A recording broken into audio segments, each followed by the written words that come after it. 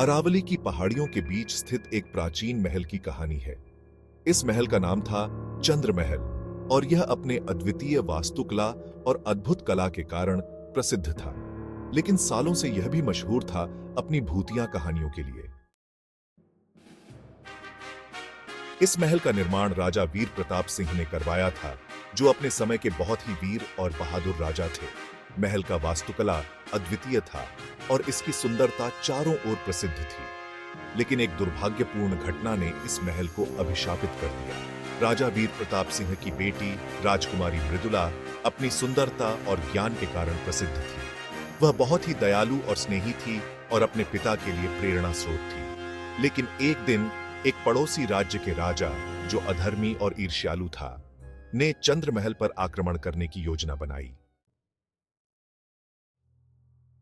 रात का समय था और महल में उत्सव का माहौल था। राजा वीर प्रताप सिंह ने अपनी बेटी की बुद्धिमानी और साहस को देखकर उसे राजमहल के सुरक्षा का भार सौंप दिया था।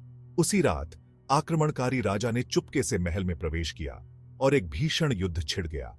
राजकुमारी मृदुला ने अपनी वीरता और साहस से धूर्त राजा का सामना किया, लेकिन दुर्भाग्यवश एक धोखेबाज सैनिक ने मृदुला को धोखा देकर उसे मार डाला। उसकी मौत के बाद कहा जाता है कि उसकी आत्मा ने महल को कभी नहीं छोड़ा। उसकी आत्मा महल के हर कोने में महसूस की जाती थी। महलों में रात होते ही राजा वीर प्रताप सिंह ने देखा कि उनकी बेटी की आत्मा रोते हुए महल के गलियारों में घूमती थी। कई सेवकों ने भी बताया कि उन्होंने मृदुला को महल में देखा है। लोगों की डर से महल धीरे धीरे खाली हो गया और वीरान हो गया। सालों बाद एक युवा पुरातत्वविद, जिसका नाम था अर्जन, चंद्रमहल की कहानियों से बहुत प्रभावित हुआ। अर्जन बहुत ही साहसी और जिज्ञासु था और उसने ठान लिया कि वह इस रहस्य को सुलझा कर रहेगा। अर्जन ने महल का दौरा किया और वहां की हर कोने को बारीकी से देखा। उसे महल की सुंदरता और गरिमा से मोहित हो गया। लेकिन रात होते ही उसे अद्भुत और रहस्यमयी आवाजें सुनाई देने लगी। अर्जन निडर था। उसने उन आवाजों का पीछा करना शुरू किया।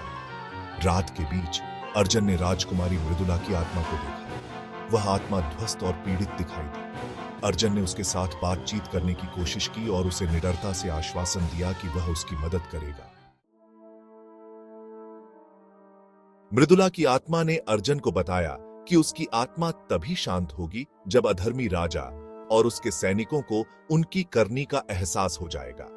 अर्जन ने यह सबक लिया और उसने इतिहास के पन्नों को खंगाला। अर्जन ने बहुत खोजबीन की और आखिरकार एक दिन उसने उस अधर्मी राजा के वंशजों के भयावह कर्मों का पर्दाफाश किया।